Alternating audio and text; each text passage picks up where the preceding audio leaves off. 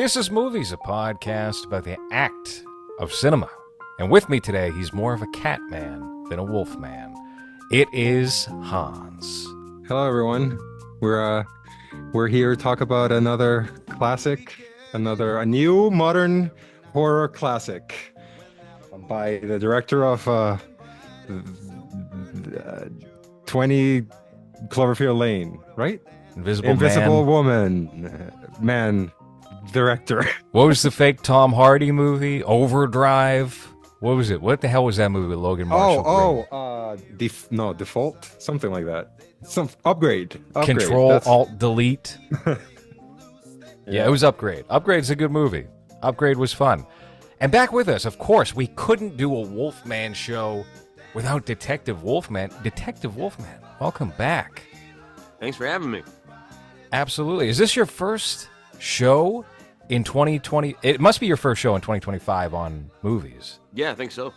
Wow. Because we knocked out the 90s Warner Brothers, I think, before Christmas. That's right at the tail end of 2024, we did the Warner Brothers in the 1990s. We still got to do New Line. Maybe we'll do Warner Brothers in the 70s. I don't know. But we're going to be talking about a modern film today, a film from this year that disappeared from theaters immediately. I know we were planning on doing this show right when it was debuting. And after the opening weekend numbers came in, I said, hold on, Wolfman, don't go to the theater. Don't go. I promise you, this is going to be on Peacock in about 2.5 weeks. And goddamn if I wasn't right. Is it on Peacock or is it on Max? I think this is going to Peacock because it's Blumhouse. Blumhouse they've got a deal with Universal. Universal owns Peacock. So everything winds up there. The Bridget Jones Part 4 movie, where she's finally, dating a young guy and a black guy, which every single woman over 40 winds up doing. That movie went to Peacock. What was it? Paddington in Peru. Big hit. That's on Peacock. Weird. Wasn't that like a huge box office success for them to flip it to Peacock? I think so. I don't know. I mean, the numbers must make sense in their head because I know they put out the David Gordon Green movies. Five Nights at Freddy's was the most successful one that went to Peacock and theaters at the same time, and people just went to theaters instead. They didn't download the Peacock app. Well, I just noticed you're wearing your Blackula shirt tonight. Oh, yeah. I wanted to be on theme. An actual horror classic. Do you think this movie will bring a lot of people to subscribe to Peacock? Well, what is there to get people wanting to do that? What is the juicy bait here? Wolfman, do you know what the bait here would be to get people to sign up for Peacock? With this movie? Yes. There's none. I don't know that I've ever seen a movie do everything wrong the way that this movie did. And in a way, this movie just reeked of laziness. I think, LowRes, when I watched it, I messaged you and I said, I've never seen a movie make filmmaking feel more like a day job in my life. And this is what this movie felt like. It felt like everyone involved was just clocking in. And it was like, oh, another day at the warehouse. That's what the whole movie felt like. And we'll get into it over the course of the show, but like for whatever reason, and I have my own kind of opinions and thoughts about this, but for whatever reason, like werewolf movies do not put asses in the seats, especially compared to other sorts of horror films, devil movies, possession movies, vampire movies, zombie movies. For whatever reason, people are just not into werewolves. And so they would have to know that going in. And they did absolutely nothing to like spice this up and make this even look like a movie that people would want to go see. Well, I thought I was going into this episode a contrarian like the Vox Lux episode, because I'll be honest with you, when the movie started, I was like, okay, I'm interested. This is different. Kind of getting a pig vibe here with the Pacific Northwest. And then I was actually kind of feeling out the whole domestic life Christopher Abbott shit in the beginning where he's dealing with his daughter, I thought the little girl actress was actually pretty good for a child actor. Christopher Abbott never really performs badly. The wife, there seems to be this recurring trend of why is the wife always the worst part of the movie? I don't understand. I didn't mind any of that, but as soon as the Wolfman elements kicked in, I was like, okay, What the fuck? you lost me. This is Yeah. this is over now. I thought we were gonna do like a Kramer versus Kramer in the Universal Monsterverse type thing, and it's just so like poorly juxtaposed together. How we wind up here when we started here. It makes no sense. Everything is so convenient for the story to actually happen. Uh And the story oh, sucks. there's no story. There's Yeah. nothing. There isn't. There isn't a story. The There's story no arc. is There's no arc to the nothing. lead character, to the family, or anything. It just kind of sidewinds you, and hey, you're actually in a werewolf movie, and it's not even a werewolf movie. It's 28 Days Later, Werewolf Edition. Yeah, 28 hours, I think, because it all happens in one night and then the movie ends. The story, I think you need to start there when you want to make a movie, and there's no story here because the movie doesn't know where it wants to take you. Because you start with a gay son. Let's be real. It's either a gay or autistic son, and Yeah. a tough love Southern dad, even though they live in Oregon. But for whatever reason, he's like the cliche tough love, Well, you know. no, here's the thing you got to know about the United States. The corners of the United States, Oregon and Maine, have this type of individual en masse where they're just outdoorsy. They act. There's parts of Massachusetts, for example, where they're obsessed with NASCAR. They think they're in the South. They drink sweet tea, but obviously they're not. But their This guy- accents would be different. Of That's course. what yeah. Yeah. Doesn't he have like a Southern accent at points? I don't think it's consistent, but I think Well- he sounds Southern. It's like I said, in Hollywood, all rural people are Southern. It doesn't matter where they live. That's right. And I will say there is an element of truth to this, not in terms of rural people, but in real life. If someone blindfolded you and knocked you out and they dropped you at any Walmart anywhere in the United States, you wouldn't know where you were because everyone becomes a Walmart person inside a Walmart. That's absolutely true. I've been all to a Walmart in All Long regionality Island. goes away. The Walmart of Long Island is the same as the Walmart of Quincy, Massachusetts, and X-Town, Florida. You know, it's really universal. I kept looking at this guy who was playing Christopher Abbott's character's father and thinking he looked like a roided up Spike Jonze. I just kept seeing Spike Jonze in his face. I've But seen, the I've seen sto- that guy in oh. smaller roles in a few things. I think he's the guy. This is a deep cut. I think he's the guy in Lucky Number 11 that gets killed at the airport, and they like use Jesus. him. They like use him as like the MacGuffin for the movie. They like steal his identity. Is that one of those movies Ben Affleck did when he was down on his luck? No, that was a Josh No. Hartnett down on his Josh luck Hartnett. movie. Yeah. Oh, Yeah, that's right. it's That's a actually not long that period bad. for him. It's not bad. It's not bad. I think I own that on DVD for some reason. I just No, remember that name. I do too. Lucky Number 11. No, it was so Hans, this probably happened to you when it comes to Lucky Number 11 and movies like it, not to detour too much, but there was a period where Best Buy was still huge and they had this amazing DVD section. It's when DVDs were still getting made.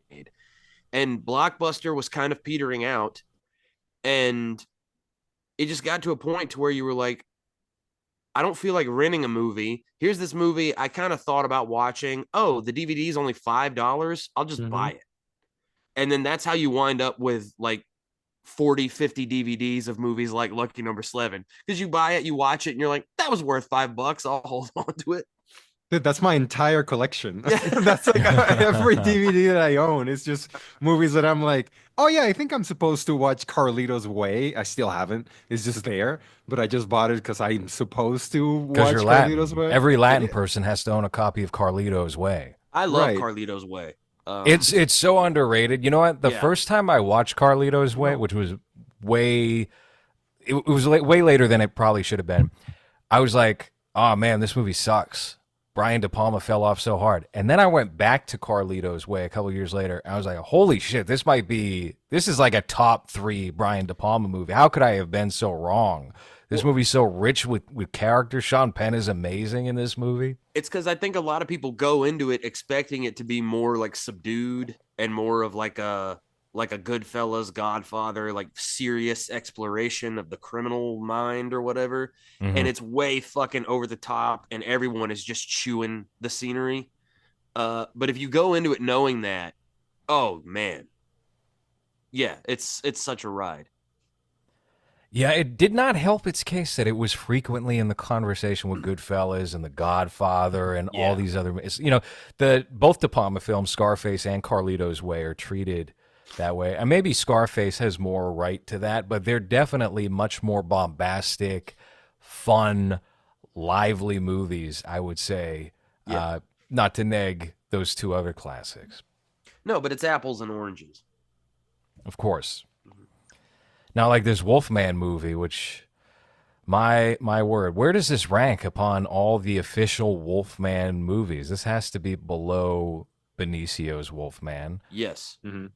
Yes, without 100%. question. That at least cared about the lore and allowed the idea of a werewolf to exist. You didn't get this Native American wolf face disease. So I gotta jump off on this real quick. So I am not a purist when it comes to like werewolf movies. Like I'm not like, oh, they messed with the lore. That's not werewolves. I'm like, go nuts. Like if you look at The Howling, that's a pretty solid werewolf movie. Like the werewolves, the full moon doesn't matter. They can change form whenever they want. Like it doesn't matter as long as the movie is good. But this movie, and with the Wolfman, it's like you need to do something different. You need to do something fresh. But everything they did was stale. But I have always maintained, and this might just be a bias, a cultural bias, a bias of taste, but it's a Native American local like spirit of nature Gaia type shit. That's always lame and gay. It's not cool. No one likes it. Or it's a disease. It's a biological phenomenon. Fuck you. That's not scary. Yeah. The Wolfman. In the this case, what werewolf- is it? Passed from dad to son, right? Yeah, I mean, maybe even then, yeah. If you wanted to do something like that, and like this movie kind of tries to dip its toe into like being about intergenerational trauma or some other bullshit, but it never commits. No. But if you wanted to do something like that to where like, oh yeah, like this is in the blood, and just when the kid hits puberty, this shit starts happening or whatever, that's fine. Do something like that. But the Wolfman, the werewolf, is, in my opinion, at its most frightening and its most interesting when it is treated as a curse. Like this is a demon. This is basically an evil spirit that lives in this person. This is not like, oh, when the full moon happens, I turn into an animal, and as long as I have deer to hunt, I won't bother anybody. The Wolfman is not. Yeah. The Wolfman is not hunting people because he's hungry. He's hunting people because he hates them and he wants to hurt them and kill them because he's a demon and he hates humankind. He is evil. Like, How do you like the cop out of well, it's gonna be full moon tomorrow, so tie me down so I don't do anything, type of thing. I mean, even even if you're gonna, there's a creative way to do that. But even then, so like another thing that this movie does, God, it does everything wrong. I think if you're gonna make werewolf movies, at least I think the best way to make an interesting werewolf movie is to stop making, at least for the time being, don't make your protagonist the Wolfman. One easy way they could have salvaged this movie, and I'm not saying it would have been good, but I'm saying clearly no one involved wanted to make it. They could have made just as lazy a movie and still had a coherent plot. Here's what you do. Instead of having it be about this bitch of a husband and father who I immediately disliked, I was gonna say before you go into that, Yeah. because it's quick. When LowRes said, "Oh, but it lost me when the werewolf thing." This movie lost me in the first 2 minutes when the daughter says, "Are you sad, Daddy?" And he goes, "I am, yeah. Mhm. I'm sad about a lot of things." Like our introduction to him. I was immediately like, "Oh, this guy's a fucking bitch. This is Yeah. not a But look at the werewolf." couple. Look at the couple. And obviously, this was not probably Lee Winnell's intent to communicate this, but they're going to the Pacific Northwest and they live, I guess, in New York, right? And you take a Yeah. look at the wife, and that tells you everything you need to know. The way that he's dressed in many of the scenes, I think, communicates what his character is. But the problem is, we don't see that to its logical conclusion at all. I mean, No. this ends in the exact same way as the Blumhouse Speak No Evil movie, which is the wife has to pick up the gun and take care of business. And it's just, what? Why? We'll Why? get I we'll mean, get to, we'll get to what? the ending because the ending makes no sense either. No. Also the ending is just like why are you But yeah, gonna shoot? But in, sorry, Wolfman, you were gonna get into something. What was? yeah. But instead of doing what they did, where it's like, oh, we have this bitch husband and father, the family, and his marriage is clearly on the rocks. Um, they go out to his missing, now declared dead father's home, which automatically it's like, okay, well, I know who the Wolfman is. Um, uh, they go out there, and then the Wolfman attacks them. And in this new Wolfman movie, everyone, hey, everybody, all you horror fans out there, all you people who want to see a scary movie in the theaters and get your thrills, have a fun date night, get excited about this new Wolfman movie with a body count of 1. In A a body town that you of don't even one. see. He's killed off screen and then cut back to his body being quickly dragged out of frame. Chicken shit. And that was the Yeah. best actor in the movie. I forget that actor's name, but he was an upgrade. He's like the most interesting guy in the movie, and they get rid of him immediately.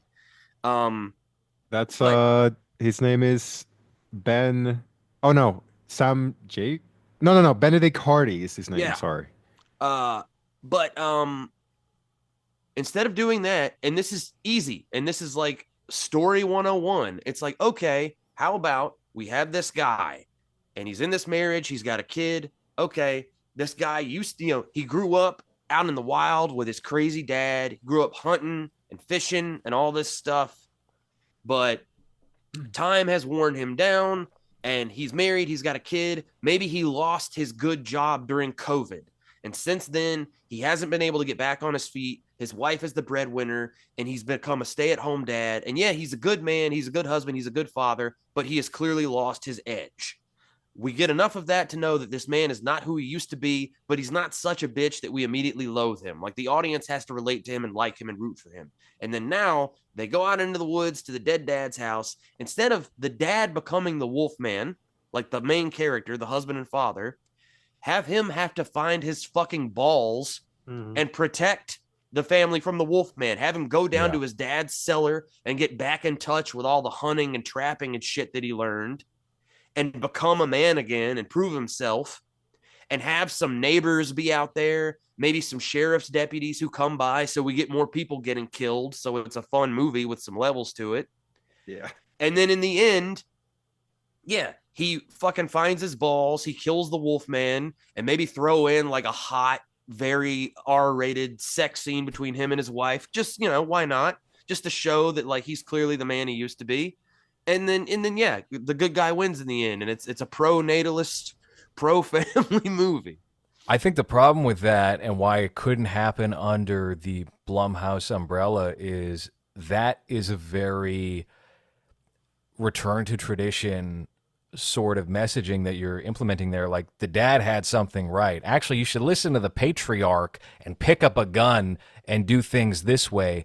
Yeah. And Blumhouse's MO is actually let the woman pick up the gun. Well, here's the thing. Get her loading the shotgun and blasting it in the Wolfman's face. She can still kick ass. They can get out there, and it's like, okay, clearly we're in trouble. It's like a siege movie with the Wolfman trying to break in. They got a little daughter they got to take care of. The husband has to teach the wife how to use a gun, and so we get scenes of her kicking ass too. Yeah, it's a team effort. There's no reason why she has to be shrieking in the corner. Right. Give her a scene. Well, no, because she she's kind of braver than him, even when he's a wolfman, right? Because she Yeah. attacks the wolf dad when he's almost killing him with a knife, and then with like a, what do you call those? The poker on the thing that you poke the Fire wood poker. with? Yeah, Fire fire poker, poker. yeah. Mhm. In it, she looks horrible doing it too, like very, very pathetic hits or whatever. So it's not even that she looks good while doing it, but they still have to make her be the one that kills the dad. Let's just whatever spoil the ending. The ending made no sense to me because she knows who he is, right? She knows that the dad is inside, and she knows that he's conscious because he protected them and killed his dad, Wolf. Mhm. And when he goes to slowly approach his daughter because he wants to touch his daughter, his wife goes nuts and starts attacking him and shoots him and runs away and whatever. And it's like, wait, but didn't he just spend the past 20 minutes proving to you that he's still in there? And Mm. now, as soon as he's being soft and like showing that he's not being aggressive towards you, then she's like, "Oh no, my daughter, I have to kill my husband that just protected us." They That said the didn't make any. quiet they said the quiet part out loud, Hans, is that no matter what you do, no matter how much you prove yourself, once a woman decides she wants to leave you, she's going to kill you. Well, she is jealous of him, right? Which is also not really. So there is maybe two scenes with him and his daughter by themselves. One of them is on the street where his daughter doesn't listen to him because why would anyone respect him? Like why would he? Why would anyone respect him? There's no reason. Yeah. And it's shown exactly on that scene where his daughter is not listening to him and she almost falls And he doesn't, when towards the the street. homeless man gets in her face, he doesn't say shit back. He just kind of No. like, gives a look to the little girl, not even to the homeless Yeah. man. He's just like, "What the fuck? I told you not to do." And what is he yelling? Like he's calling her a little bitch or something. I don't know. He's saying No, no, no. vulgarities. He's being aggressive. He says, I think he says shit, but then he immediately goes, I'm so sorry. I'm so sorry that I yelled at you. You just don't understand what I go through when I see you. Immediately, no respect. Immediately, this character sucks. I hate him. I hope he's not the werewolf. He becomes the fucking werewolf. But the thing that bothered me the most was that, okay, so there's really not a story. There's nothing consistent here. There's nothing that you can follow. You start with the either gay or autistic son trying to impress his southern tough love dad who wakes him up by being like, "All right, fucking wake up." And his son has to wake up because his dad is gonna beat him up or whatever. That's what's established at the beginning. Then we move to the future where we have this bitch man with his daughter. We don't know who the wife is, but we see his relationship with her, and we can see that he's weak. That he's this weak character that is not who he was as a kid, because we see him with his rifle and he sees the something in the woods and he's like afraid, but he's willing to do it to impress his dad. That's not who he is anymore. He's changed, and now he's just soft dad who's very soft and who's afraid of that homeless man, like you said. Then his wife shows up and he's just this obviously, boss lady that has no time for anything but her business, but at the same time hates her job, and all she wants to do is spend time with with her daughter. But I don't even know if I know how to spend time with my daughter anymore because she likes you so much better. That's the introduction to that couple. The introduction to the couple is bitch husband whose daughter doesn't even respect him, and wife who hates her entire life, but it's also jealous because she doesn't spend time with her daughter, even though she could, but she chooses not to. So immediately you're like, who am I supposed to be following here? Who am I rooting for? The daughter? What am I holding on to here? Who's gonna take me? Because that's like the first 15 minutes, and then what happens? The letter arrives, like the incited incident is that a letter arrives. We don't know what the letter is, but it's implied that oh, your dad died, so you have to go get the house. Hmm. But then, very conveniently, it's in a little town that we're being told that it has no electricity. Right as soon as we get in, when we get the actor guy that Wolfman Mm. was saying, he immediately says there's no electricity, there's no running water. I think he says or something like that. So we know that okay, so that that's not going to be a factor. So we're trying to eliminate elements that might make something interesting of this story. So instead, what do we have? We have a town with no people. We have a town that has no electricity. There's no phones. There's no running water. And we have a wolfman that appears out of nowhere in the middle of the street. So they crash because he, avoids the monster to not hit him. And then we have a very confusing scene where I had to rewind like three, four times because I couldn't figure out what happened. The truck that I guess they're moving into the house for whatever reason, right? Even though, they're bringing a moving truck up to move stuff out of the house. oh, right, okay, that makes more sense. I didn't even get that, but okay, that makes more sense. So then the truck is sideways on like like a, how would you say like that? I think it basically falls off like a slope, like a sort of a cliffside, and I guess it gets stuck in like a big tree, like Jurassic Park style. Right. You never really see, but you just get the sense that it's suspended, up some height. Yeah. And then you have the Derek character, who's that actor that you were talking about. Mhm. He's afraid, so he opens the door and he falls horribly into the ground, very stupidly Yeah. on the ground. And then I guess, like you said, he gets killed off screen because he just gets dragged off. Yeah.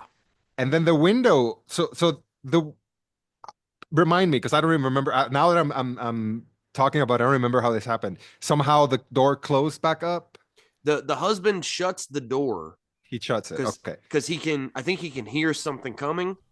And Okay. then somehow the Wolfman, I guess it either jumps up Yep. because It's the window. Yeah. because the fall is too far. It's like it's farther than the height of a man. So Yeah. I don't know if he jumps up and hits the window and somehow scratches the dad's arm. I don't know. But even that, this little nitpick here, and like I get it because it's indicative, it's a microcosm of the laziness of the whole movie. Well, this brings me to another problem, and LowRes, you might be about to hit on this. The way that the disease or the curse of the Wolfman is transmitted. Typically, if it's transmitted, if it doesn't come from like a curse or a bloodline, it comes from a bite. That's right. Because you have the saliva, and like a bite is just, thematically and sort of spiritually, a bite is intimate. It's a penetration. This guy just scratches him like with his fingernails. It's very blink and you miss it. What Yes. happens between the Wolfman, the Wolf Father, Yeah. and what will become the Wolf Son?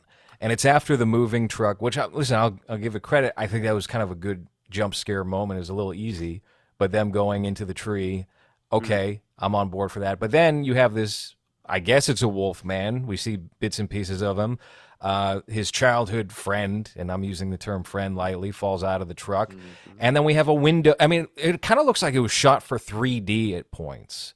It When made no some of sense. the glass breaks and it goes toward the camera, and he just lightly brushes Christopher Abbott's arm. And then later on, you see there's an infection, and then he starts eating his own arm. Yeah.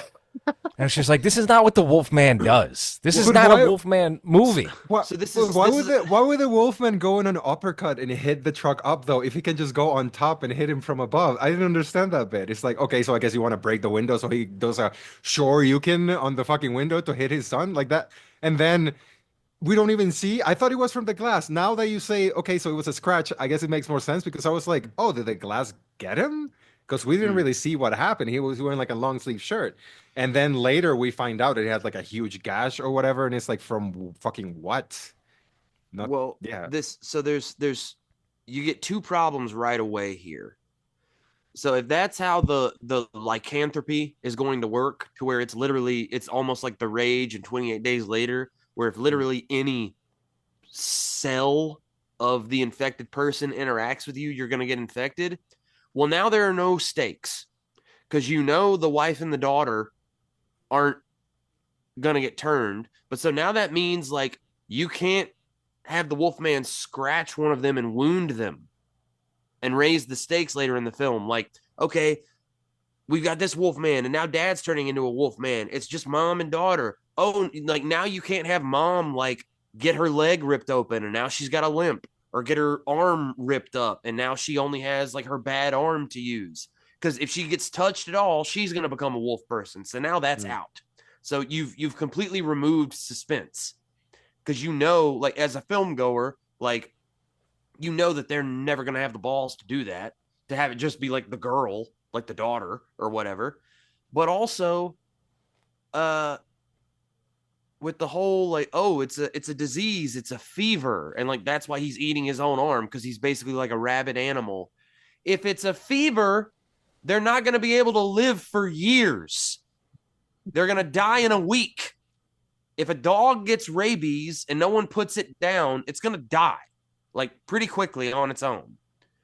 But that's not how this works, because the dad has been living in the wilderness with this fever for years, and apparently not eating himself completely. Yeah. Well, they square that away by saying, oh, he's a master survivalist because he knows not to eat the poison mushroom. So, of course, it would be still in there in that wolf brain, that not wolf brain. Excuse me. Wolfman, you said something before we did the show tonight, which is I don't know what the script was supposed to be when this was a Gosling CN France vehicle, but there is no way this was it. And you're correct. Now, Hans, I linked you the image of what the Wolfman was supposed to be.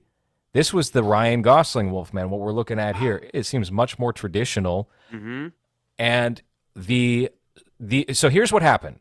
Lee Winnell was originally attached to do this Wolfman movie after Invisible Man entered pre-production, because Universal was like, okay, our dark universe didn't work. We tried that like 3 different ways. It's not really working. Invisible Man, we're looking forward to this coming out. We think this one's going to be a hit, and then it wound up being a hit, right? Mm-hmm. So they hire Lee Winnell. Lee Winnell writes a script that is essentially a COVID retreat, which this movie is. Lee Winnell, for whatever reason, winds up leaving the Wolfman movie. Then they start taking pitches from random people in Hollywood, and Ryan Gosling is like, I love the Wolfman. I'm a big-time Wolfman fan. Let me pitch you. Me. He's literally Wolfman. And he was literally Wolfman for a period of time. So he pitched a version of the Wolfman that would have been traditional lore, regular werewolf, but in the style and tone of Nightcrawler, the Jake Gyllenhaal movie from 2014, Yeah. And Network. And it would have been a reporter who comes down with lycanthropy, and he would play the lead character and ultimately have approval of whoever the director winds up being, which is how Derek Cianfrance came into the project and became the director. And so they were workshopping this, and then abruptly nothing wound up happening, and Ryan Gosling and Derek decided to part ways with the project. They go back to Lee Winnell, and he's like, interesting. Anyway, my original idea for the COVID thing, the only thing he kept was that, he's a writer, journalist also. That's also a red flag. Yeah. And I say this as a guy who writes occasionally. Anytime the main character of a story is a writer, I immediately say fuck you to the story. It's just such a cop out, and it's all and writer is so often just used as like a guy that has nothing to do. Yeah, this like guy that has free time. But it's yeah, like a blank slate. So like writers are always portrayed as like tortured geniuses, or these like weird kind of layabouts who just have an endless stream of income, but they can just fuck off and do whatever they want. Yeah, it's him and his wife, and they're both writers. I mean, that's doomed from the start if we're just going to talk, like relationship shit. But the Ryan Gosling idea, that sounds awesome. And my hope is that because this movie was such a miserable, stupid bomb and immediately forgettable, that like there's still room for them to just make that movie. Well, Ryan Gosling seems very hung up on the Wolfman, and he said it's like his lifelong dream to play the Wolfman. So I have a feeling if they really want to, they'll circle back. But like you said before, the Wolfman trajectory for these movies is cursed, is a problem. It doesn't seem like they ever take. And if we do get like a good, solid werewolf movie, Mhm. it's always this very low key. Nobody knows about this film. It either went direct to DVD or it's direct to streaming. It was made for like $900,000, and then that's it. We haven't had like a real big budget direct to theaters werewolf movie that has worked out in a very long time. I mean, the closest thing you could probably put in that category is those Underworld movies. And who the fuck is watching the Oh. Underworld movies? No, well, so Damn. Twilight. yeah, Yeah, Twilight would be the runner up. Well, so that's part of the problem when the werewolf, and I've said this before, that's part of the problem when the werewolf is the protagonist, because unlike a vampire, like the werewolf stops being a character when he transforms. Once he's the wolf man, there's no longer a person there. It's this animal, it's this demon, it's this force of nature. Now, there's a way you can work around that. Maybe I'll get into that, maybe not, because it kind of dips into ideas that I've worked on and plans that I have. But so I was watching this movie. I feel like I thought was a great idea for a Wolfman movie. That basically the movie that the idea that this movie could have been, which it never could have been because Blumhouse would never have the balls to make a movie like this. But for any of you aspiring filmmakers out there, which I know you're listening, or for any of you current filmmakers who are hosting this podcast, if you get a wild hair to make a werewolf movie, so take the same setup or a similar setup. You got this guy who's kind of lost his edge. He's got this bitch wife. He's got this kid that he really loves, and he's got a great relationship with his kid. Or maybe they've got multiple kids. Okay. He finds out that not only has his wife been cheating on him, his wife is planning to divorce him. Now, either this in and of itself, if we want to divert from the classical aspect, this in and of itself just awakens the Wolfman within him. It's this thing that's been dormant in him, and this betrayal just brings this demon out of him. Or we can have a more classic way where earlier in the film he gets turned, someone bites him, whatever. That's irrelevant. But the plot is we have this decent man that is established, like this is a good man. This is a man who's like sacrificed and really like tried to take care of his family, but he's fallen on hard times. He's got this bitch of a wife who's running around on him. She's going to leave him and take everything. She's going to take his children, who he loves more than anything. So now he becomes the wolf man. So now, slowly throughout the movie, now we get into the body count, which is another thing this movie was lacking. Mm-hmm. So he becomes the wolf man. And even though he's a beast, he still has to have sentience. There still has to be a consciousness that's just beyond animal rage. There has to be a cunning. And then first, he kills his wife's lawyer. And ooh, that's scary. That makes things difficult for her. And we get a guy that we kill. And then the husband, he's like, I've been feeling pretty good lately. I've been feeling pretty strong. Yeah, we get the audience cheer moment when the lawyer is torn to shreds. Exactly. He's starting to get kind of his edge back. And then he kills his wife's friend who's been pouring poison in her ear about him the whole time they've been together, who's always been like, I never liked him. He was never right for you. Just this fucking fat bitch who doesn't have a man of her own, who's just jealous and trying to poison their relationship. Kills her. I was picturing Bowen Yang for that role, personally. Sure. Kills her lover. Really raising the stakes. And now this woman, the villain of the film, the cheating wife, she's running out of safe harbors. She's running out of allies. And the climax is when he kills her. And then in the end, there's another woman character. Maybe it's a detective. Maybe it's just like a close friend of his. They kind of fall in love over the course of this. And then in the end, the Wolfman gets away with it, and he lives happily ever after with his children, and he's the hero. How does he stop from becoming a wolf, man? Now that he's gotten revenge, it just goes away. Okay. Makes sense to me. Becomes. I like it. I like it personally. Maybe the culture will continue shifting in the direction it's going, and that's the type of movies we're going to get in theaters. I don't know. Maybe he has to move to Alaska and just stay in the sunlight for 30 days at a time. Yeah, just avoid the moon. Yeah, I like it. Just a thought.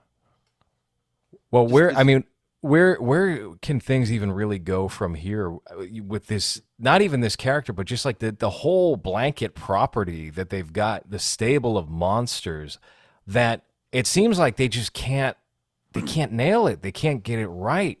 And even if they do like get it right in the eyes of the audience or the critics, it flames out immediately shortly thereafter in the case of this Wolfman movie, which might not even be the worst werewolf movie to come out in 2025. Did you guys see the trailer to that Werewolves pile of shit film with Frank Grillo?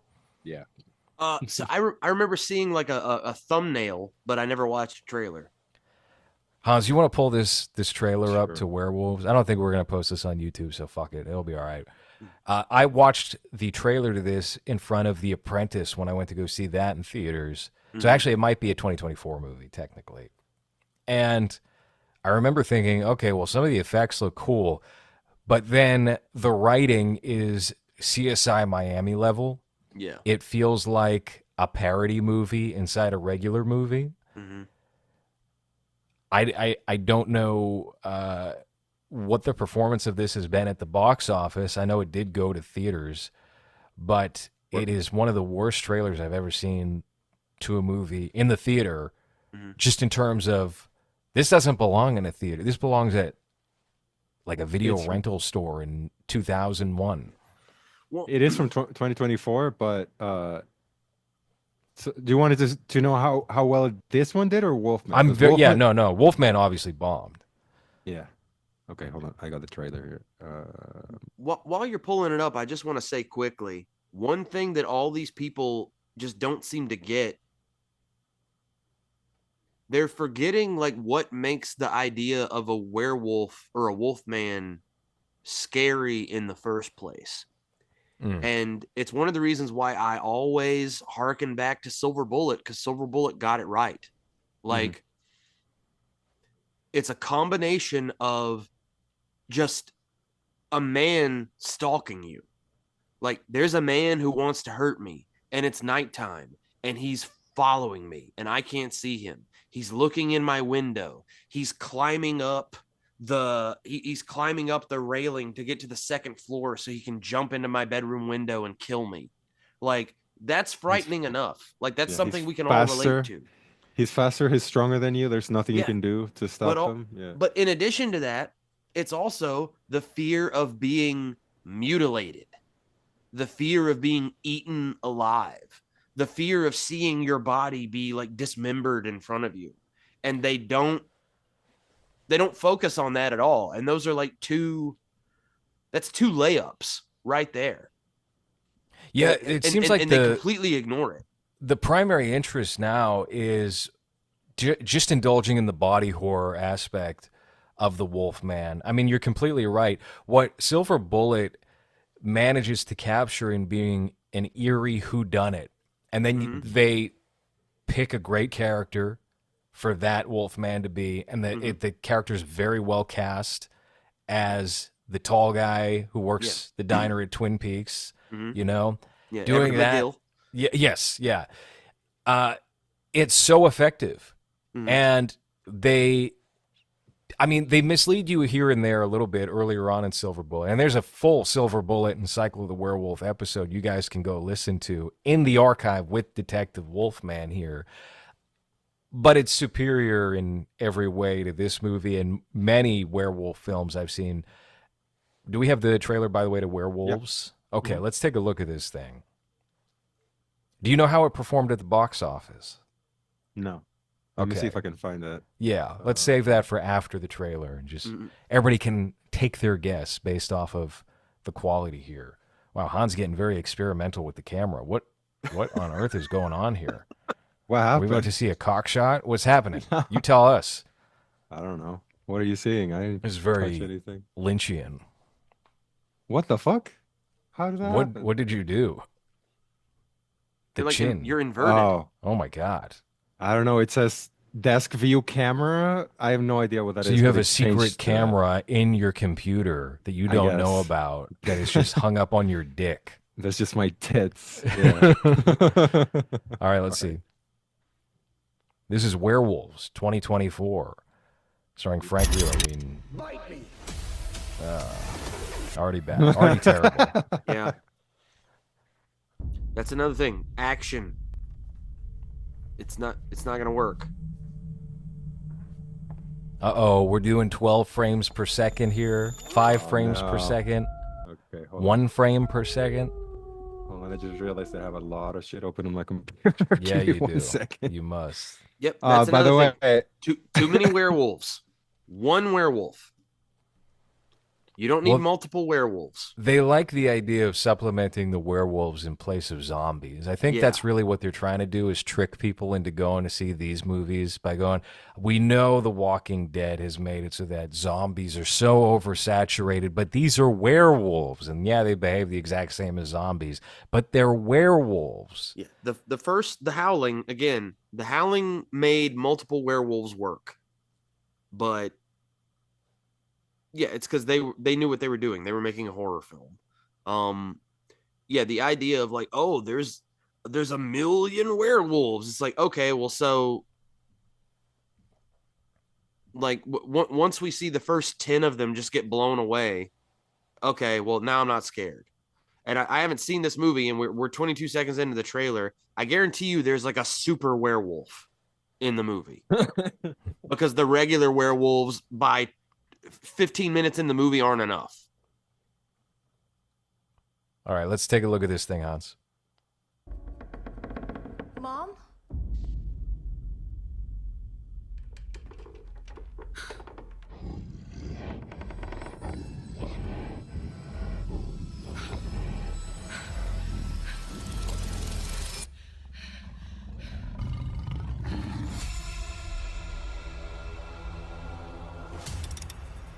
So for those who are only listening on Spotify and Apple Podcasts, we just saw the silhouette of a giant werewolf in a woman's kitchen. What are you doing, man? You should kill somebody. We are all soldiers now. Tonight, when that sun sets, it's gonna be every man for himself. We have a 9-hour window to test and report our findings. We hope to see if this mutation can be blocked. Frank Grillo seems to be leading a Patriot Front style militia against the werewolves. Hoorah! Hoorah! Hoorah! Good luck tonight. Lou Diamond Phillips. Yeah.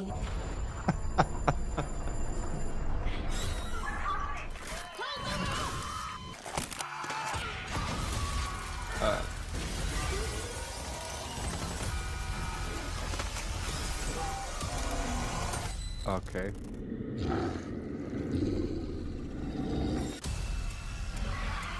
No more guns, no more guards. Those things are coming for us.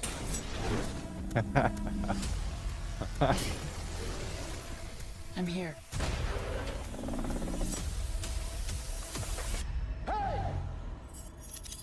Bite me!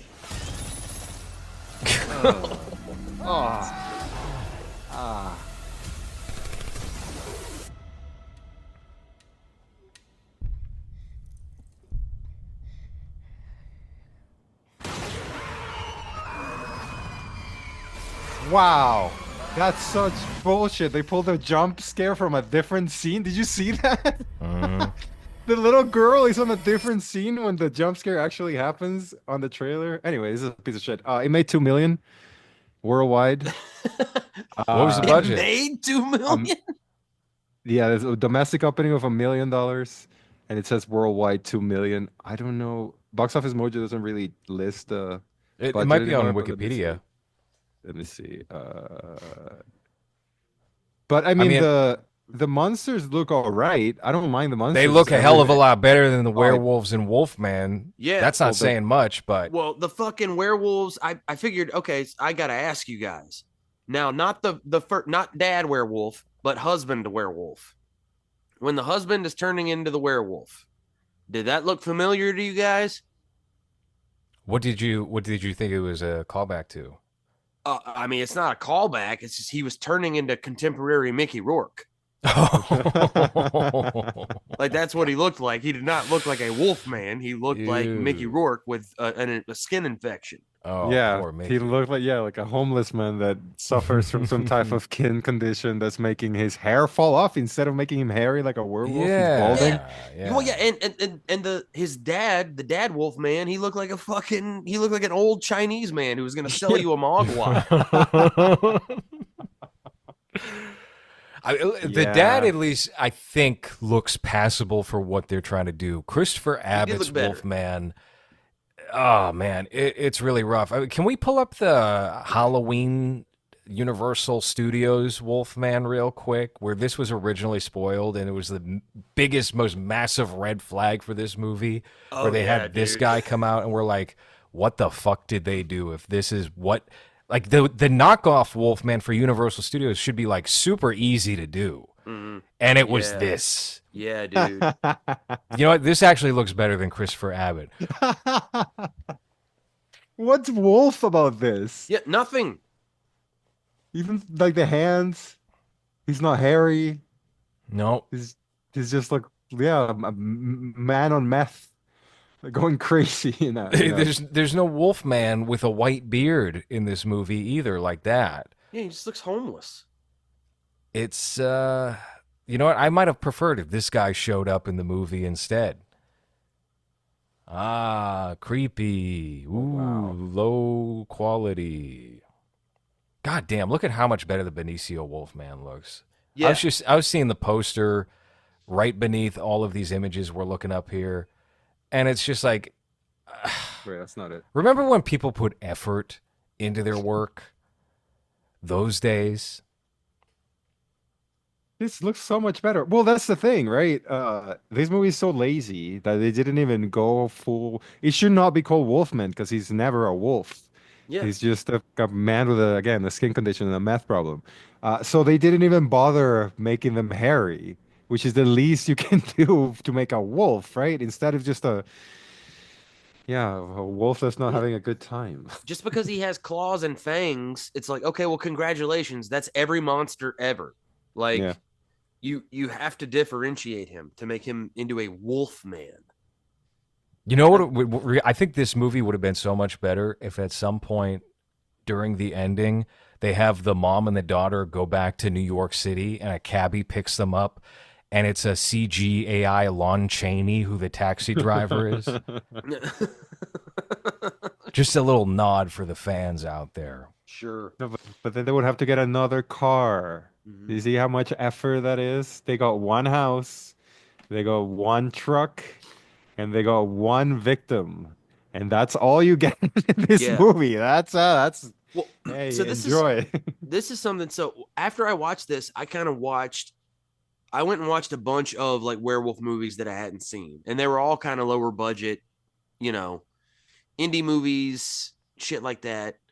But I definitely noticed, and you see this in the 2010 Wolfman with Benicio. I don't know when people became fascinated with be like, yo, you know what? You know what this werewolf movie needs? It needs two werewolves fighting each other.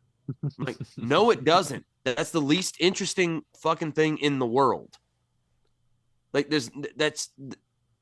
I would rather watch just like a trail cam video of two bears fighting because that's Well, actually that's just real. that's just CGI against CGI, right? So it's like, Yeah. okay, cool. That's No, I guess they're fun. just they're completely missing the point. And I don't know, maybe I'm a fucking idiot. Maybe I think there's more to like what the werewolf or wolfman is than is really there. Yeah, maybe I'm a weirdo for like finding it interesting, but like no one gets it. Well, And and I don't get how they don't get it. I don't think it's that they don't get it. I think they just don't give a shit. Because the thing is that if you look at all of these Universal monsters, like the story that they're telling in the original story is very basic and is very of the time, right? Especially Mhm. especially since they're set on like not medieval times, but like back in the days. I don't even Yeah, like they're 1200s, whatever. yeah, for the Uh, most of them, they were around like Georgian or Victorian yeah, era, you know. right. So then to bring those elements into a modern movie, you really can't because all the sensibilities from the time are offensive now. Mm-hmm. So instead of doing that, you're trying to bring these stories that are very classic and very, very, three act, very simple. We know where their story is going, but that's not the point. The point is a monster. The point is what happens to the monster. The point is what this thing is going through, and the characters that interact with it, right? So that doesn't matter. But the thing is that I feel like when they try to bring it into the future and they try to bring all of these modern elements into it, you lose the essence of what the story is. So then everything that worked from that original one is lost and it's turned into just like a cosplay where you can just recognize that, oh, well, that's the monster that I'm supposed to be seeing, but the elements from it are not there at all. Because this could have been any monster, really. Because it doesn't look like a werewolf. It doesn't act like a. I mean, I guess it acts like a werewolf because he jumps and runs fast and attacks people. Well, person, but but I think that's the issue that I don't know if it's that they don't understand why these movies worked or that they just don't care because they think that just by using the name, people are going to be like, well, I recognize that, so I'll go see it. But it seems like that's starting to fail.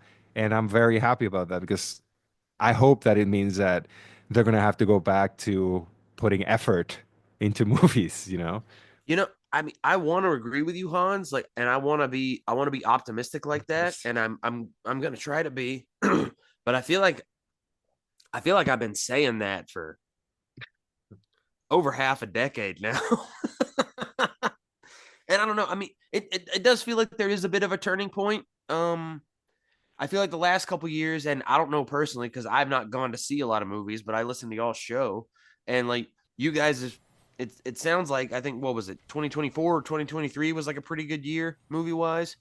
I think 2024 was I've said this many times on the show, but I think 2024 wasn't like an especially great year for movies, but I think it was an interesting year for movies. And in a lot of ways, that's more important because anybody can, I mean, not anybody, but you get so many great movies per year. Like Oppenheimer, I would consider a great movie. But am I going to go back to Oppenheimer as quickly as I am many of the films from 2024? No, because I think the 2024 movies and being interesting and not necessarily great or even good have something to offer to kind of pick apart and interrogate and look into and maybe want to revisit. And so I think the movies from 2024 kind of hit in an underwhelming way for a lot of movie fans, for a lot of cinephiles, right? But I think as we get farther away from it, people are going to be like, actually, that was a pretty good year for movies, which people tend to do that now with years like 2013 or 2014. Or even like I remember 2019, people were talking like, "Oh man, movies are over," and it's like you look at the slate of movies that were just like nominated for Best Picture that year, and it's an incredible roundup of films. So I think things are coming back. That being said, I have not seen a truly good movie from this year in the theater yet. Granted, it's March 5th. My lineup right now, I went to go see The Brutalist. That's 2024. I enjoyed The Brutalist. Flight Risk. I enjoyed that for what it was, but it's not good or interesting or anything. I went back to Batman Returns. They were showing that in 35 millimeter. That was a great time. Had a really good time. I realized watching that movie today, not like today, but like in 2025, wow. Tim Burton made Bruce Wayne such a simp in this movie. How did that go over my head up until now? And just like how overtly sexual that movie was at every turn. It is extremely horny. And I really loved it. I had such a good time with that. Then I went to go see a Gundam movie that's in the theater right now. And that was a big mistake. I shouldn't have done that. The theater was gross. I didn't know what the hell was going on with that. Did the theater have like a distinct smell because of the people that were watching the movie? The people. There was one other person, Hans. Oh, okay. Well, I have So what you're saying is they were very stinky. Yeah. I have very limited exposure to Gundam, but I know it's one of those series that just constantly gets reinvented. So there's really no quality control to where it's like that. Some Gundam series or films are really good apparently, and some are dog shit. I wouldn't know. One of the bad ones. I don't know. But I can't say because I don't know. I really just don't know. I showed up to this because I watched the trailer and I saw it was playing at the local theater. And I was like, okay, cool. Gundam's not really my thing. I did bid on an old VHS tape of the first Gundam movie dubbed that features the guy who does the voice of Spike Spiegel on Cowboy Bebop as the main character. It's very rare, and I really only bid on it because it's very rare. I like very rare pieces of media. So I was like, I'll get that, and then I have the audio track now. I could do whatever with this. I could post this on YouTube. I could do whatever. But I didn't really like enjoy the movie. It was 2.5 hours long and big robots in space, and I'm just like, I don't know. But then I went to this, and then I was like, I watched the trailer. It's like poppy, and it's like schoolgirls, and it's cool. Then I show up. It's like 40 minutes of regular Gundam. And I was Look like, at it on its face. What are you? Wait, Face when you you sure- said that. yeah, you should have to what? What was like that? I'm sorry. I think you lost me there. It's just like, what was Poppy? What was that? No, well, you started grimacing when he said schoolgirl. Here's what the trailer reminded me of. It reminded me of Neon Genesis Evangelion. Yeah. Okay? Yeah. I watched the Wait, trailer. is that not the same thing? Gundam? No, but they do robots in that show. They both too. have giant okay. robots. Yeah. Oh, okay. The Neon Genesis though is more hung up on the characters than the robots and the fighting and Yeah. shit. That's the biggest thing. And then I looked at like, all right, well, who worked on this movie? I believe the guy's name is Hideki Anno, who created or was like the primary voice on Neon Genesis Evangelion. I was like, all right, that makes sense. He's a co-writer here. He didn't direct it. And then I also just watched Shin Godzilla on Amazon kind of recently again. And I was like, all right, I want to go to the movies. I want to have an excuse to go to the movies. I'll go see this. And then the first 30 minutes is like just nonstop regular Gundam. And I was like, did I get fucking tricked? What is this? This kind of sucks. I don't like this. There was a moth hitting the screen. I shouldn't be able to see a moth hitting the theater screen. This was a bad sign all around. Yeah, that And other then- guy brought it, by the way. That's He his probably spot. did, yeah. And then like the last 45 minutes of it was what was shown in the trailer, and I just ended abruptly. And then I looked it up. I was like, it's actually not, it's a movie, but it's actually just the first 3 episodes of a brand new series packaged together. I was like, this fucking, I wasted $21 on this goddamn thing. So that was a mistake. That was a big mistake. I redeemed this mistake by going to see a 35mm screening of Cutter's Way, Hell which yeah. I had never watched that before, but I remember Wolfman. I think you guys talked about it on Drunk on Movies or something, right? Well, so that was a Drunk on Movies episode before I was brought on. So that was early Drunk on Movies. That was Anthony, Trevor, and Brendan. Oh, okay, all right. But yeah, Did I you? love. But so that's the episode that got me like interested in that show, because like I was aware of Brendan through Elroy Boys, and he reposted like, oh, I'm on this show Drunk on Movies talking about Cutter's Way, and I'd seen Cutter's Way and I loved it, and I was like, oh, Brendan from Elroy's Boys, Cutter's Way, great. And then and that's how I became aware of Drunk on Movies, and then the rest is history. So that movie was a blast, and I was Yeah. really surprised to find out 2 things later on. Number one, it's not a 70s film; it's actually early 80s. It's 1981, but it ends in a very 70s way. Like everything about it is so truly 1970s. Just the nicotine-stained walls and curtains of every set. Yeah. John Hurd. I was watching a lot of John Hurd movies because I had gotten into. Oh God, what is the director's name who did Chilly Scenes of Winter? It's a female director. She's terrific. I'll look it up real quick, or Hans, actually, you can look it up real quick. So we want to hear the click and clack. Joan Micklin Silver? That's right, Joan Micklin Silver. It's a very Jewish sounding name. Yeah. She has like a bunch of great movies that were just added to the Criterion Channel, but I knew her originally from Chilly Scenes of Winter, which stars John Hurd. Yeah. And then to see him play totally off type in Cutter's Way, he's magnificent. Jeff Bridges is great.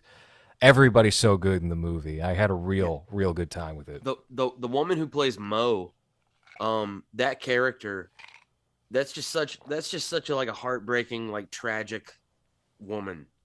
I don't think I've ever felt more sympathy for a woman than Mo in that Yeah. movie.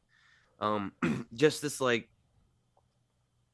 this poor gal who's like a fucking booze hound, and she's like caught between these two scumbags.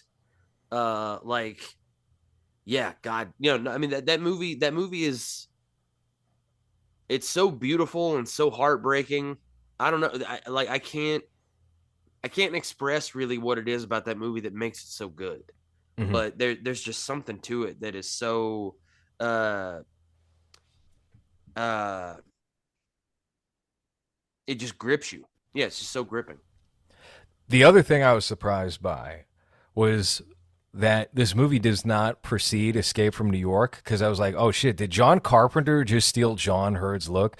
No, these movies came out in the same year, which is insane. It's kind of insane timing. Well, so I remember when I saw Cutter's Way for the first time, I think it was like around 2012 or 2013. I was watching and I was like, there's no way that John Hurd, that Cutter was not inspiration for Lieutenant Dan in Forrest Gump. That's a good Like, call too. Yeah. like I guarantee Robert Zemeckis saw this movie and was like, I want a guy like that. Like, I need a character like that in one of my movies. And he winds up being typecast. I mean, before he was a bit typecast too, but from there on out, it's just like rom-com guy, family movie guy. The dad in Home Alone is who we're Yeah. talking about, Hans. Oh yeah. Well, and he was sort of the antagonist in Big. That's where like a lot of people of our generation recognize him as. But yeah, that's one of the crazy things, dude, is like John Hurd, man, he was like a real fucking actor. And I'm sure he was one of those guys too, where he probably did a lot of theater and he would just pick up movies to make a paycheck. But I mean, for other people, they know him from that first season of The Sopranos. But yeah, like when you get to really see him in a role like that, I remember, dude, being in high school and there was like a made for TV version of The Scarlet Letter that we had to watch because we were reading The Scarlet Letter. And he plays, I forget the fucking character's name because I hated that book. I think, is it Proctor or is that the Henry Miller? Is that the Salem Witch Trials play? He basically he plays the guy who had sex with the main character, and he's like a Puritan minister, and he's hiding it. He played that role, and he was so good in it in like this like low rent made for TV movie. But I remember seeing that in like high school and be like, God damn, like this guy's really good. Yeah, he's very versatile, more than you would really expect. And yeah, the second introduction for him for me was Sopranos as the scummy, crooked cop who then winds up having a conscience and jumps off a bridge, if I remember right, in the second season. They start to really hone in on his character when he just kind of popped up here and there in the first season. And it was like, oh no, he's doomed. He's done for. And, shortly thereafter, he's written off. Well, he shows up in After Hours. He's sort of like that bartender with a loose screw. Yeah. And then Catherine O'Hara's in that too. And I like to think of After Hours as a prequel to Home Alone. That these two young, like night crawling weirdos met each other in New York and then they cleaned up and then they got married and moved to Chicago and had a family. I've been meaning to go back to After Hours. Also, Color of Money. Color of Money is another one from Scorsese from that period that I think doesn't get its just due as a movie. Both of those are terrific films. Absolutely. All right, I think we can close out the show here on Wolfman for this evening, unless anybody has any thoughts they did not express about the film yet. Can I tell you what I have on my local theater to go I would see? love to know, yes. So I have a Flight Risk dubbed in Spanish. That's a treat. Attack on Titan movie, which is an anime movie, I guess. You get anime movies. See, all right, I'm in kind of a Latin neighborhood, and I wouldn't expect anime movies to go to my theater, but I think that's why. Oh yeah, we got the Goku ones too whenever they come out. We got Captain America dubbed in Spanish. Good. We got the Monkey dubbed in Spanish. We have like the exact same theater, it sounds like, Hans. Yeah, and then there's a movie called Sayuri, which is like an Asian horror movie dubbed in Spanish too. I don't know, but that everything is dubbed in fucking Spanish, and that's the worst way of watching anything for a Spanish speaker. Because everyone just has the same accent, like because they don't do regional, right? So in Latin America, what they do is they just have one default accent for everyone. So then everyone just kind of sounds the same, which is weird because then you have black characters and Asians, and everyone just has like the same no accent. So it's all horrible. I've always hated it. But if I want to go see a movie that's not this, I have to like drive like an hour to the other theater because everything here, since I'm also in a Latin area, I guess if you want to call it something, is just dubbed because nobody wants to read just like you guys. You don't think that's going to get better now with AI? What, the dubbing? Yeah. Maybe. It should if they put effort into it, but they still haven't because they still pay dubbing actors, and it sucks. Well, and It's awful. I don't know. I don't know how quickly AI is progressing, but fairly recently, I've heard just on projects I've been working on, I've heard AI generated voice acting, AI generated characters that it's like purely vocal, and it's obvious it's AI. So I mean, if they can ever work out that kink, they might have something. Yeah. But I mean, it's painful. I've Well, you been hear tricked it- a couple of times on YouTube Yeah. videos where I'll be watching for like a couple of minutes and then I'll realize like, hey, he said something the wrong Yeah. way. What is that? That's And how then you you pick up pronounce. on it and then that's Well, all so- you can hear. Well, so when it's an so I've come across, and YouTube is lousy with the shit now. It's lousy with like AI videos of real people, and it's like, oh, it's this person talking about X, Y, or Z, and I'm like, oh, that might be interesting. And then you click on it, and it's just like the video is just like vistas of like nature or whatever, and then there's clearly an AI generated voice of whoever this person's supposed to be, and it's Oh, yeah. saying shit that they've never said. And I'm Mhm. like, get this fucking garbage out of my algorithm. All the time. Whenever I watch crypto videos, suddenly Elon Musk or like the creator of Chainlink will come up and it'll be an AI voice moving their lips and everything. And it'll be like a webcam video from some interview they did. And it'll be like, click the QR code at the top of the screen and we will airdrop you $500. And it's just like, yeah, you want to lose all your money immediately. It's amazing that YouTube doesn't shut that shit down because that's exactly what that is. It's like, okay, they want access to your crypto wallet. You know what I've seen that they do with AI too? They use cartoon voices to react to videos. So instead of being, the regular person that has the video playing in the background while they react to it, it would be like Lois Griffin. It would be like, "Oh, Peter, look at what he's making." You know what I mean? Like it's just them. It's just a character reacting to whatever because they just do that. It's horrible, and That sounds yeah. like the lowest vibrational form of content that could possibly exist. I mean, this is kind of what I was talking about before when I was like, Hans, have you ever seen those videos on Instagram and TikTok where it's just like a loud, screeching, fake Latin American voice laughing over a video? And you're like, no, not at all. I don't know anything about that. But it's only the country circling your country that put that out. I don't know what you mean though. I don't. Yeah, think you I've still seen it. don't know what I mean? That's No, really you have curious. you have to send it to me because I don't. I'm sure I've seen it. I don't know specifically which one you're talking about. Yeah. You should share it. It's very Every time. haunting. Seems like you're getting it a lot on your feed, so you should send it to me. Well, the Lois Griffin example kind of sounded like what I've witnessed, but it's just a very loud, high-pitched laughter. Huh. I don't know. I'm sure. Because all of the shows that are made in Latin America are still very loud, cartoony, exaggerated cartoon characters. Like when you watch Japanese TV or Korean TV and everyone's just very animated, they still do Yeah. that shit here. Yeah. That's good. That's the best way. I miss that. We never had that actually, but here's something about Wolfman that I'll give it credit for. I think the cinematography was actually pretty good. I think whoever shot the movie did a pretty solid job, at least until the action scenes start to take place. Basically, you have the moving truck crash, and that's all okay. But then everything at the house feels a little. There's a decline there, and especially the unnecessary special effects, heavy werewolf vision of things. What the fuck? Yeah, I so forgot We gotta about that. we didn't They're talk so about that. Stupid. I forgot about that.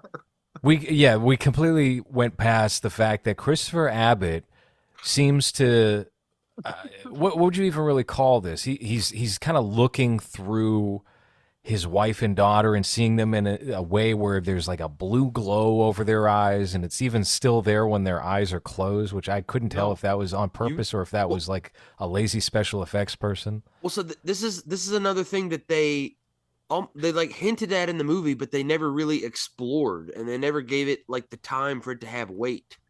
Is there's a moment in the movie where the husband, after he's been infected, but he's not turning yet, he just has this nasty scratch on his arm. He's like pathetically like nailing these boards across the door or whatever, and then his wife comes and looks at him, and he's like, oh yeah, just give me a few more minutes and I'll take care of this. And she's looking at him weird, and he's like, what's wrong? And later it's revealed that she can't understand what he's saying. So he in his mind, he's speaking perfect English and he's perfectly cognizant, but to everyone around him, he's like babbling like an insane person, like a person with rabies. Mhm. But they don't land that right. They don't give that the proper execution, and you just kind of pick it up after the fact. And the kind of werewolf vision where he's looking at his family and they look like weird little alien monsters. It's like, okay, I can understand why someone would kill those things, but they don't lean into that. Like they don't you get it, but it's not enough. Like they don't really lean into the fact that like, oh my God, like they're completely cut off from one another, even though they're in the same room. And like to them, he's a babbling maniac. And to him, they're like these horrible monsters that are haunting him. And if he doesn't kill them, they might hurt him. It's Fuck, not is that what subtle. And it's not subtlety. It's laziness. Oh, Yeah, Is you that know what they were- those I didn't aspects I think could actually be kind of creepy or interesting if they were done well. And here it's just it looks lazy. It doesn't look good. No. What are you gonna say, Hans? it went completely over my head what you just said. Like I couldn't understand why that was. Like I couldn't understand that that's how the werewolf sees them and that's why they become a target, I guess. Is that what they're because that went completely you know what I was thinking? I was like, are they because they have a connection, right? Him and his daughter. They have like this little joke Right, of like, they kind of allude to a psychic yeah. connection there at the very So- beginning. So I was like, is that what they're doing with this shit? Because honestly, by the time that this showed up, I was like, I was already out and I was already like, oh, who gives a shit? Like, I don't care what they're trying to do here.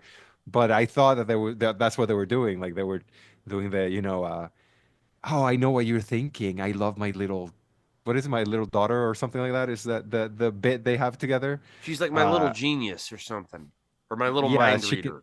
Yeah, mind reader. That's the thing. Yeah. Yeah. So that's what I thought they were doing. It just now don't. That's how great they were at communicating things in this movie. First of all, the language thing. Okay, I didn't. You just explained that to me. I didn't get that. And from the movie. I only got it because I went into this movie like looking for things. I'm like I wanna give this movie every chance I can give it, but I want to hold it accountable for every flaw and grievance. And maybe that's why I saw it. Yeah, but the effect looks like shit. I can show it. Yeah, No, we- it we looks can so pull this up. stupid. because it looks it looks like It looks like cheap Yeah. Avatar. Let's take a look at this. So yeah. it kind of seems like they're doing an astral projection type thing where he's like walking into a video game and then you got the blue eyes and I don't know what they were going for, what they based this on here. It just kind of seemed like, what can we do? I don't know, just put like blue shit around them. We'll just have blue shit all over their face and he'll be spooked by that, I guess. I don't know. It was a big mistake. I think these are interesting ideas in theory if you're going to take that perspective, but it just needed to be done so much better. Yeah. Well, and I have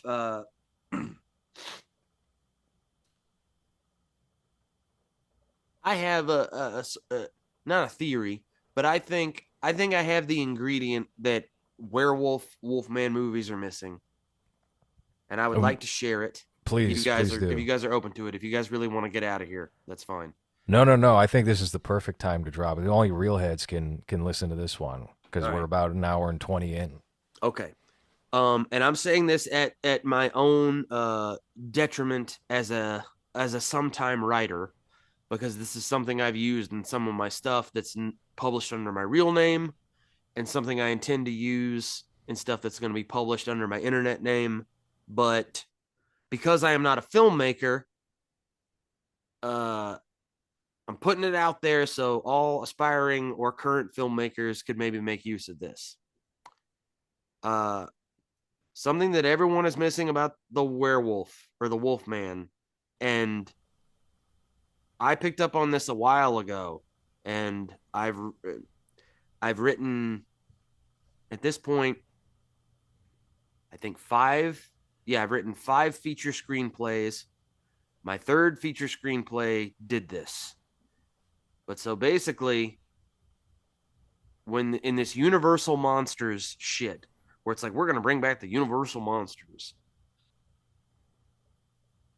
a mistake they made early on, you have the Wolfman on one hand, and you have Jekyll and Hyde on the other. That should be the same. This is how you make the Wolfman character captivating, is you leave him a little bit of sentience. So now the Wolfman is not just this animal that kills on sight. There's a consciousness. There is a wicked, cruel, masochistic, hunting personality there. So now when your character turns into the Wolfman, there's still a character there. They're not gone. So you take that. And also, if you want to put asses in the seats, if you want to get people to show up for this Wolfman movie, and I know this is not a glamorous idea, and I know it might not be something that people who do this would feel proud of, but as we were talking about earlier, talking about Batman Returns and about how horny it is, you have to make the Wolfman horny. You have to get chicks to want to go see the Wolfman movie. And I'm not talking about Twilight. I'm talking about when you go to the Wolfman movie and the Wolfman is out in the streets or he's out in the forest and he's stalking people and he's a danger and he's going to kill you. If you're a woman in the movie, the Wolfman isn't just going to kill you. He's going to rape you. And then he's going to kill you. Because he is not an animal. He is a demon. He is a dark, twisted, insatiable, violent urge. That, I think that you take that aspect toward the Wolfman, and I think that's how you could get people interested again. Well, you know what question I'm about to ask, right? Are we going to get like a big red dick coming out of the Wolfman there for the rape scene? No. Are we No, getting an because Nosferatu penis scene? No, because if you're doing Wolfman, Big red dick. he just needs to be a guy who is a little hairy with some fangs and some claws. He's a little bigger. He's a little stronger. You don't make him full werewolf, like full lupine. I don't know, because then I'm thinking like the dog's not coming out, and then he traps you, and then tears you. I mean, it would be kind of a fucked up scene. It would be very fucked up. But it's He rapes you and gets stuck. So that version would be big in Japan. He just gets stuck, and then we just spend the next 10 minutes while his penis goes down. But for Western inside the- audiences, we need to avoid the full furry dog dick element. Yeah, those furries. That's not the kind of crowd we're trying to draw here. I like it though. I want that Wolfman, not around me, but on a theater screen. All right. What are we pulling up again? What do we do? Oh, right. The weird transcendental meditation sequence with the Wolfman. Let's take a look here. Kind of looks like Ed.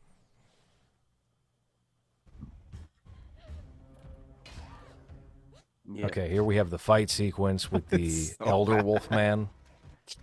Yeah. Mickey Rourke. You hate It's to just say it.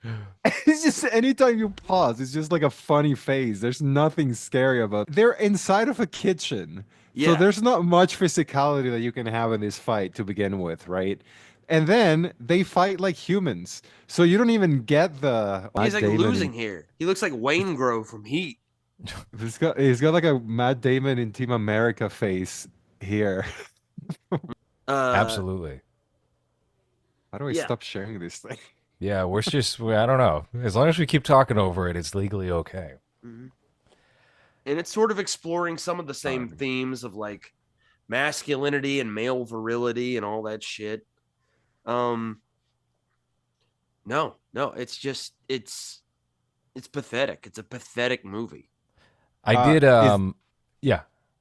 Is this the worst werewolf movie that you've seen, Wolfman? I know you've seen a lot more than we have.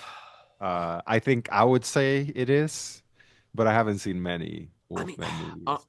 honestly, I feel like I have to say yes. I mean, I know there are werewolf movies that are certainly cheaper and schlockier, but they're Mhm. way more fun to watch. Like there is no I don't think there's any circumstance in which I would watch this again.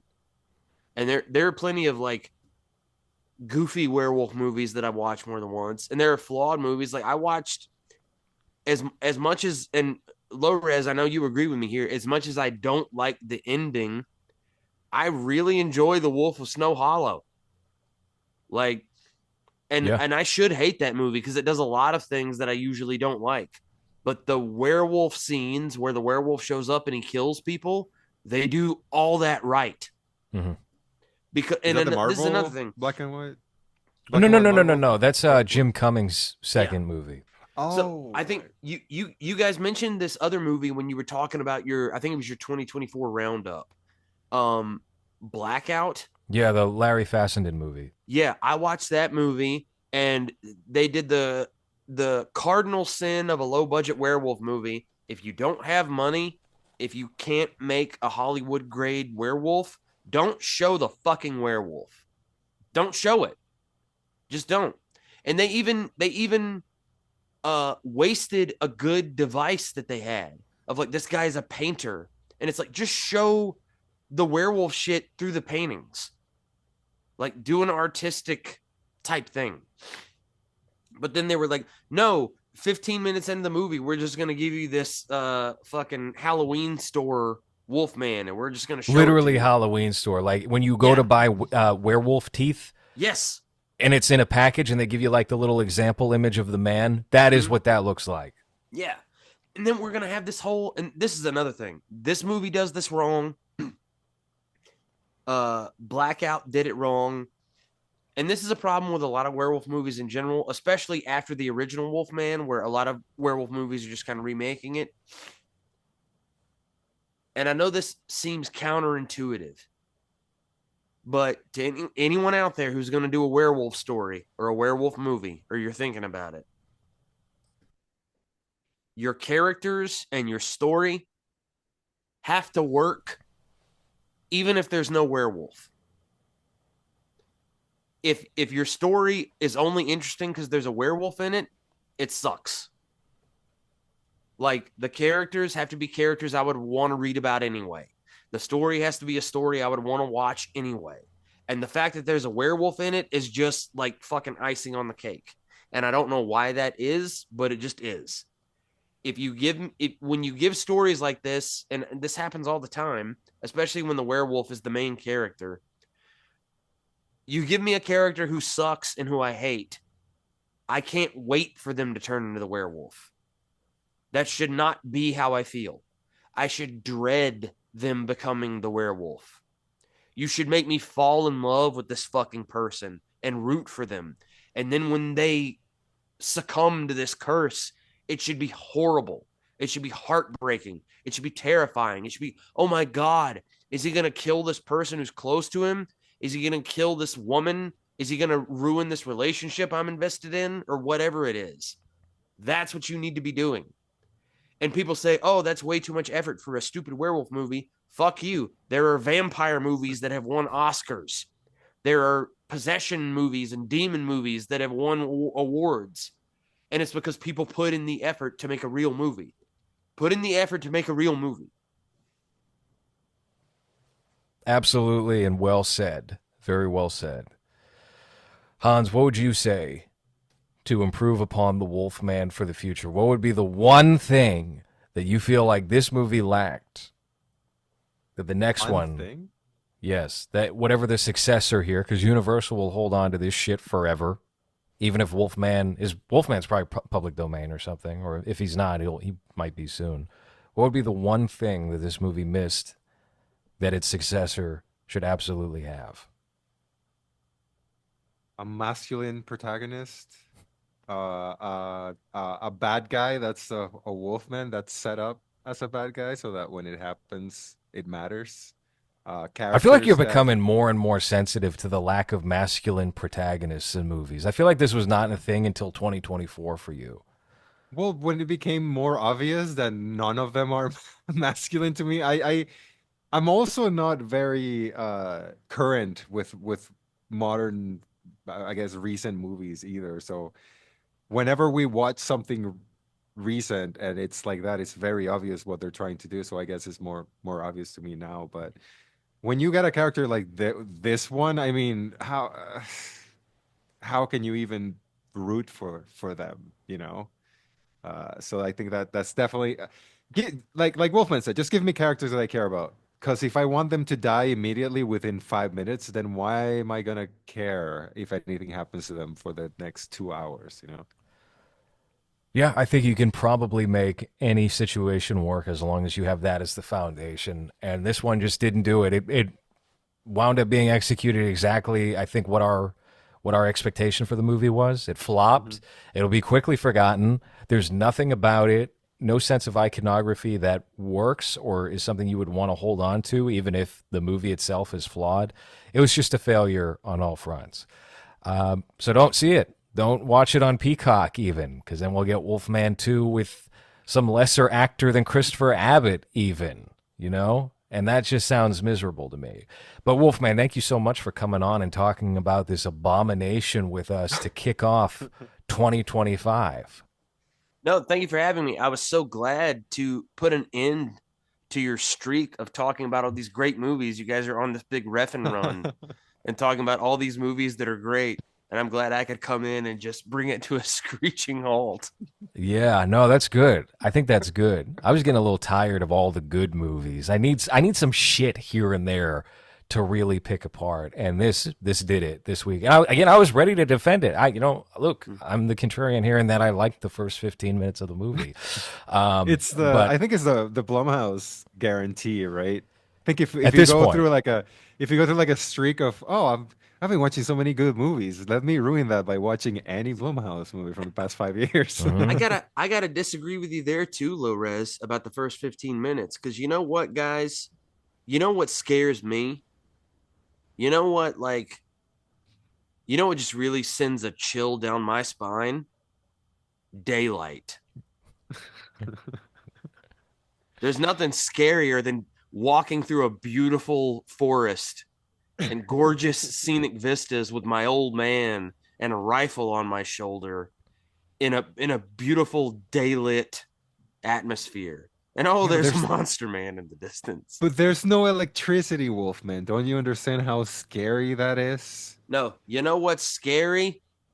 Fucking Barney, what's his name? Riding the trolley down the railroad tracks at night, drinking Rheingold beer. And there's something in the trees watching him. And then it stalks out and it rips his fucking head off.